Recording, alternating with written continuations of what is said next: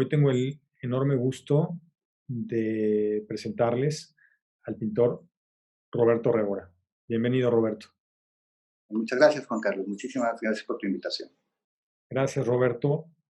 Teniendo el gusto de tenerte con nosotros, hablemos de pintura. ¿Qué es la pintura? ¿Cómo vives la pintura? ¿Cuál ha sido tu experiencia en pintura y desde la pintura? Sé que es tu vida. Desde luego, mi pasión, mi primer amor, desde luego, es decir, eh, me parece que son lugares comunes en muchos de nosotros, pero yo amé la idea de el artista que es devoto de su destino, dedicándose a la pasión artística. Y todo esto para ganarte el derecho de sentirte en tu pellejo y tener la posibilidad de hacer uso de los pinceles para articular en lo posible un lenguaje que te permita sentir que vas cumpliendo eh, desde el esfuerzo los cuadros que mereces, porque yo entiendo que los cuadros uno los merece, o al menos así es en mi caso. Soy un pintor completamente intuitivo en el sentido de que no nada previo antecede ni mis dibujos ni mi trabajo como pintor, porque no me es dado. Eh, Presiento y veo además también una pasión por la técnica. Tuve el encuentro con, digamos, con mi destino hacia mis 26 años, después de haber vivido 5 años en Italia, en Florencia. Yo vine a México en esa ocasión y vi la exposición en el Palacio de Bellas Artes que se llamó Confrontación. Me topé con los cuadros de Vladi porque había tenido yo ya la incursión en Florencia de la pintura antigua, de la pintura construida desde un lugar en donde para mí era absolutamente un misterio. Yo no tenía conocimientos técnicos. Pero cuando me topo en esa exposición en el Palacio de Bellas Artes con dos cuadros monumentales de Vladi, Juan Carlos, yo lo que vi fue el pasado vuelto moderno en Vladi. Yo ya estaba completamente dedicado, abocado al estudio total de los maestros, de lo que me era dado aprender o leer, sobre todo en la práctica obsesiva. ¿Cómo es esto? Estaba él, es decir, con su figura tan curiosa, un ruso de pelo largo, con su trenza, su gorrito, lleno de materiales de trabajo, de libretas, o sea, en sí mismo era un ser interesantísimo, con sus lentes grandes y hablando con su tono. Es una persona que me generó muchísima curiosidad. Fue al primero que yo le escuché hablar de la industrialización en la pintura, en la plástica, el divorcio que había sucedido con la gran escuela de el alto oficio, eh, para devenir en una manera de reducción del uso de los materiales. Y él habló ahí de su experiencia de ir hacia el desarrollo de lo que son los procedimientos conocidos centenariamente. Y aquello fue mi iniciación, porque inolvidable, cuando llegué a su taller en la noche, nos fuimos con su chofer en un Galaxy inmenso, y para mí era ir con Tiziano. O sea, porque yo iba con un señor que me parecía un gran maestro, que me parecía verdaderamente no solo elocuente, fascinante, sino me enteré muy bien con quién estaba. Y esos días Vladi me dijo, así se hace el blanco, así se hace así sea el material, los materiales minerales son estos, los orgánicos son estos son sintéticos, parte este huevo de gallina, quítelo, o sea, hicimos blancos, hicimos emulsiones, así él me dijo cómo se hacía. Entonces, contrariamente a mi generación, que miró hacia Nueva York y hacia el arte contemporáneo, yo hacia mis 26 años empezaba el camino hacia atrás, que era ir a conocer la técnica de Vladi, desarrollarla, pero finalmente como son las cosas, Juan Carlos, la técnica es propia, es decir, cada uno hace su propia técnica. Y a mí me llevó 8 años reducir ese conocimiento porque prácticamente no pinté en esos 8 años, porque no me fue dado liberar la densidad del procedimiento en el cual me vi involucrado. Y lo hice de manera tan radical que me corté las alas, me corté las manos. Y hay muchos cuadros de ese periodo inacabados. Hice obra gráfica en ese entonces. Me salvé dibujando, digamos. Y hacia mis 30 años estallé y quise olvidar lo aprendido porque yo había perdido espontaneidad. Una exposición en el Museo Carrillo Gil, la primera que yo tenía, digamos, estando todavía viviendo en Europa hace mis 28, 29 años, en donde yo expuse cuadros con imágenes de la conquista, pero trabajados a la veneciana. Es decir, es un cóctel imposible, digamos. Y sin embargo, digamos, dediqué completamente mi vida a esos cuadros, tuve esa exposición, fue muy polémica. Y en un acto, digamos, de salvación fue que empecé a decidir volver a intentar dibujos monocromáticos. Fue cuando hice los dibujos de la niña precoz que a mí me permitieron otra vez respirar y volver a tomar los pinceles, pero ahora ya con una técnica al temple que fue mi propia manera de decantar esa experiencia anterior hacia el recurso mínimo del proceso técnico del temple. ¿El tema es prioridad en pintura? ¿Consideras que el tema, la temática es prioridad en pintura? No, de ninguna manera. Incluso yo considero que la pintura no requiere tema. Es decir, un cuadro, unas flores de Manet son suficientes, ¿no? Las botellas de Morandi son suficientes. Picasso no tuvo tema, salvo en el periodo azul. La pintura es su poder de evocación plástico, ¿no? Yo considero que la más alta pintura eh, piensa con el sentimiento, ¿no? Es decir, hay un momento en donde los cuadros permiten la lectura de una reflexión sensible, ¿no? Y eso solo le pertenece a la pintura. Cuando hablas de pintura, tu mano conecta de alguna manera con tu vista y tu mente al mismo momento en el que estás hablando y está pintando. No sé si deberíamos de hablar en vez de pintura, de pintar, ¿no? Pintar, ¿qué pasa cuando pintas? La pintura es instantánea, es decir, se da como una conversación en el momento exacto en el que se ejecuta y en donde influye todo lo que sucede en ese instante exacto, ¿no? Y es la reina de las artes porque esta cualidad es única en su hondura para representar el presente que permanece.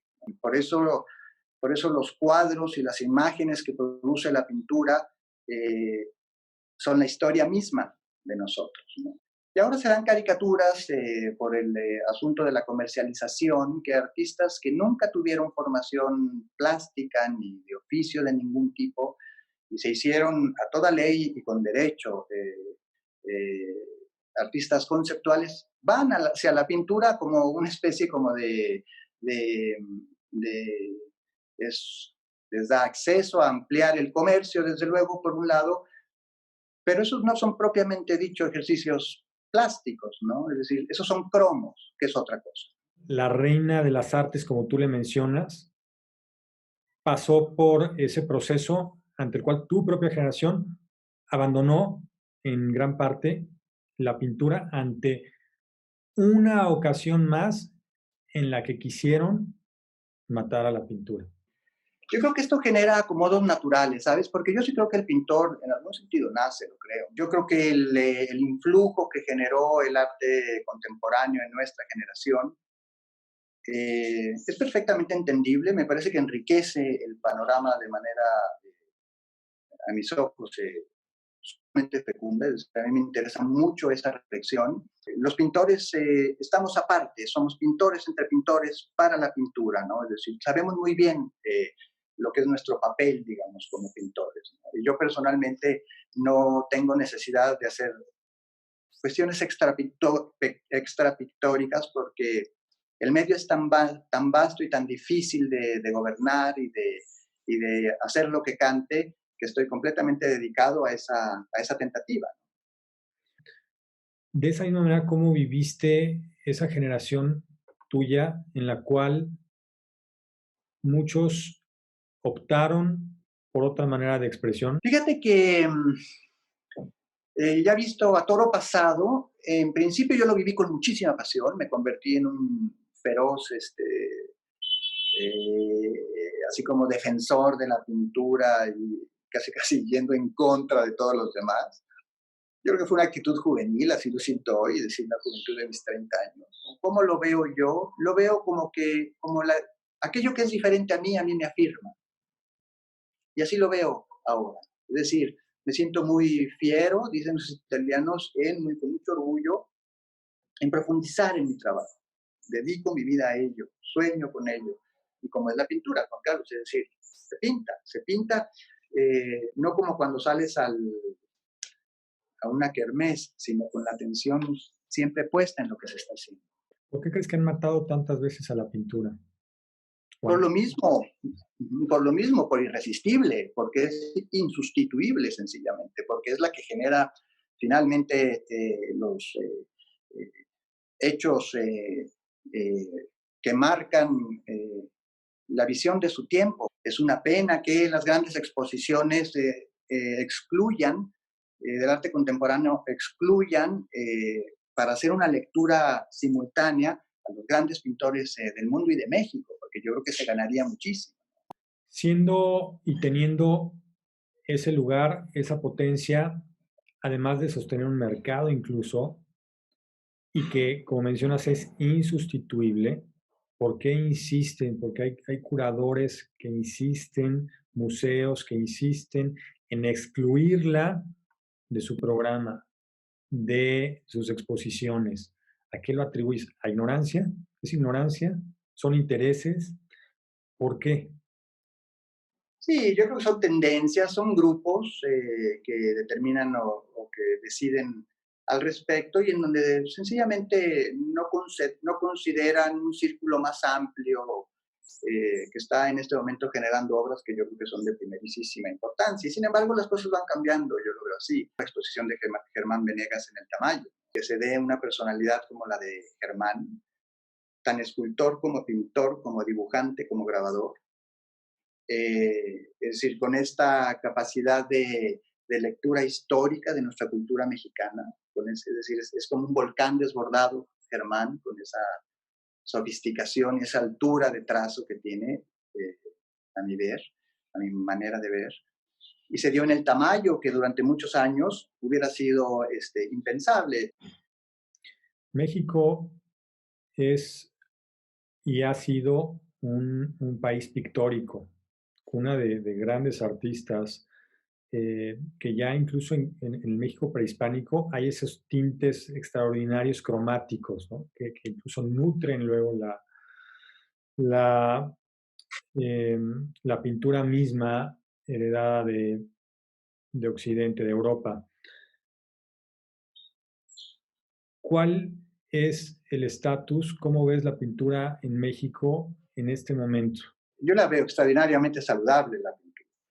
Y sin embargo la vemos muy poco en los espacios, ¿correcto? ¿O es una cuestión más mía, Roberto? Yo creo que la pintura tendría que revisar y hacer grandes revisiones de autores recientes que son importantes y que tendríamos que conocer su trabajo a fondo. Y en ese sentido hay muchísimo por hacer, ¿no? En mi experiencia cada vez la encuentro más vasta para profundizar y para uno abrir experiencias sensoriales, visuales, espaciales, de representación.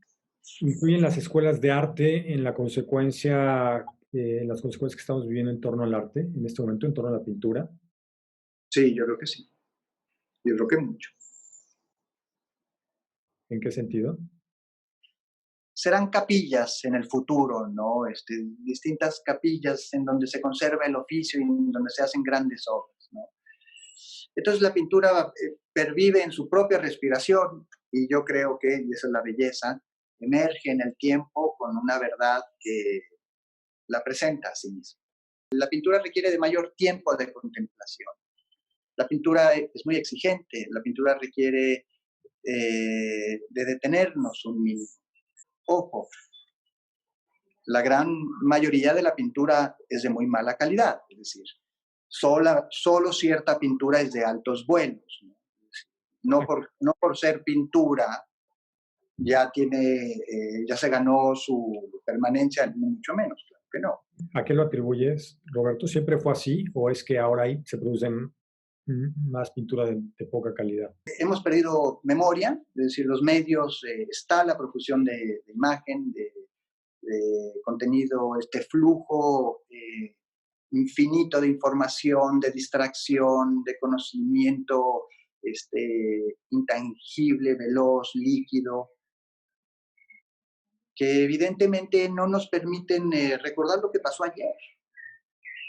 A mí me impresiona mucho ese vómito permanente de las redes sociales, que además se incrustan durante días y días en la misma información, porque ya son circuitos muy cerrados, ya no tienen amplitud, todo está, así lo siento yo, todo está como medio trabado y sin embargo te encuentras con todo tipo de distracción que ya no te permite pensar más en forma individual. No, En la pintura es un ejercicio extraordinariamente individual que exige un lector extraordinariamente individual y perspicaz. hablando de los tiempos que comentas, venimos de un ciclo muy veloz, muy rápido, en el cual se podría cronometrar incluso las visitas a los museos, contando con la cantidad de selfies que se tomaba en tiempo récord. Y en este momento estamos en un impasse. Se detuvo el mundo. ¿Cuál será las consecuencias en torno a ver arte en ese sentido? Yo no sé cómo nos vamos a acomodar, la verdad no tengo la menor idea. Sí sé que entramos en un, en un periodo nuevo en donde la característica es la desconfianza. Ha sido un periodo que es mucho más, que tiene virtudes preciosas con respecto a la forma de vida, ¿no? Es decir, detenernos, tener más tiempo para tener una actividad orgánica en tu propio hogar, para no estar predeterminado por la prisa de la existencia. En algún sentido, lo que pasa es que va a ser difícil tener un boleto para estar en una sala solitaria viendo a las meninas, que sería precioso. Ahí ganas porque hay menos gente, pero seguramente te van a pedir que camines rápido, ¿no? Claro. Y dentro de lo difícil también que es hablar y poner en palabras la pintura y lo que es pintar, ¿quién mejor que un pintor que ama y se apasiona desde la pintura para hablar de pintar y de pintura? Sí. Mira, tan esencial como lo siguiente, el pincel cuando lo pones en la superficie, en la tela, es sensible a tu temblor. Y yo pongo el ejemplo que si tiembla en ese momento la tierra, repercute en la expresión, ¿no? Esta relación que genera la imagen es lo más sensual y apetente que tenemos, ¿no? Entonces, si la pintura es creación de imagen, pues bueno, hay que servirle, ¿no? Y hay que, lo que haces tú y lo que hacemos los pintores, que le tenemos reverencia al medio.